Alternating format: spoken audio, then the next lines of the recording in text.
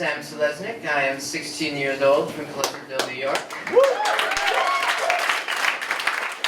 I go to Pleasantville High School. I'm 6 feet tall, 140 pounds, so clearly I'm the captain of my football team, wrestling team, prom king, and constantly have girls surrounding me wherever I go. None of that's true, but it felt good to say.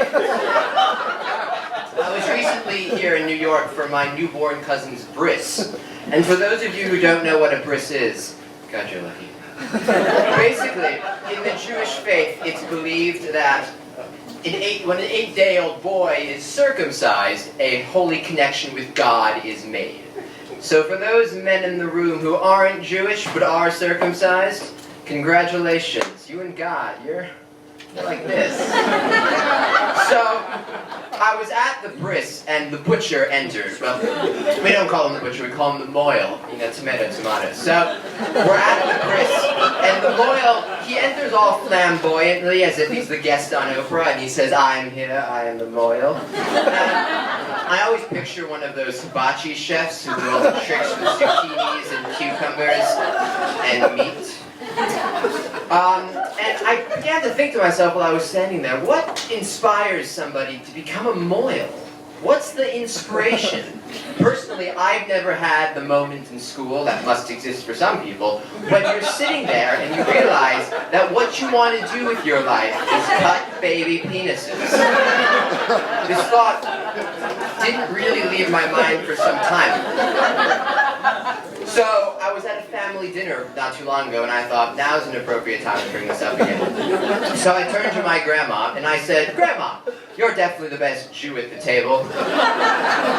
What drives somebody to become a moil?" And she said, "Well, Sam, in the Jewish faith, it's believed that that the main covenant between God and Abraham was made when God asked Abraham to circumcise himself on top of Mount Sinai. And moils want to continue that holy connection." Ah. Alright. Now I totally know what was going through God's mind back then. Alright. I've got this guy, Abraham, and I feel like he'll do anything I say. Let's see. I'm gonna have him climb to the top of a mountain in the middle of the desert and cut his dick off. I should work out a bit. And my recent infatuation is what I like to call a pelvic triangle.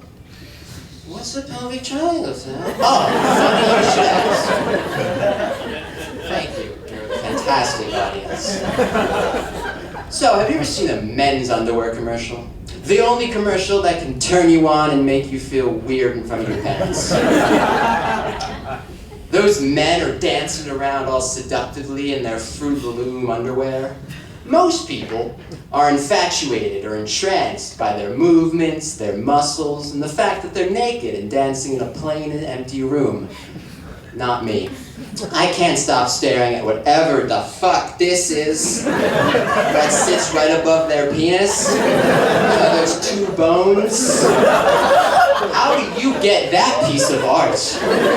That's like a perfect equilateral triangle just sitting there. I mean, you could pop that out and start a game of pool if you wanted to. However, there's something I think I can blame them for. They're relatively healthy people. And I think I can blame them for the fact that I drink almond milk. And I'm often judged by the fact that I drink almond milk. And this idea that I'm judged has drastically altered how I order a drink in a coffee shop. I often go to coffee shops with groups of people, and they cannot know that I drink almond milk. So, when I go to the barista, I say hello.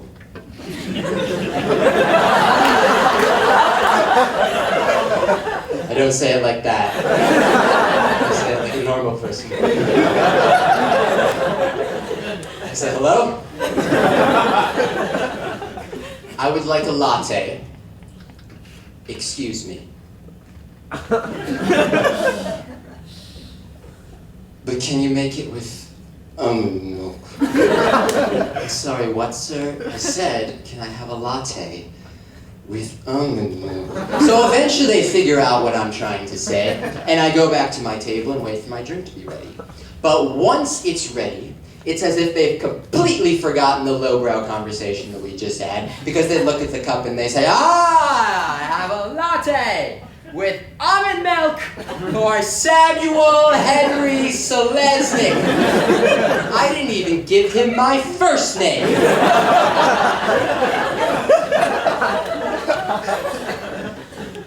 It's an interesting time for us almond milk drinkers. There's been news circulating recently about how the dairy industry is suing the almond milk industry for calling almond milk milk. Their argument is that almonds cannot be milked and therefore cannot be marketed as milk. And they say it instead should be called nut juice.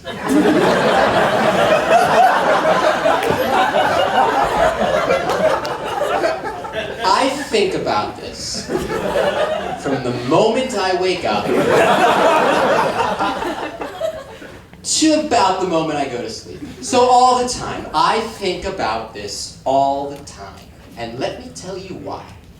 Because if I have to go into a coffee shop and order a latte and ask them to put some of their nut juice into it, I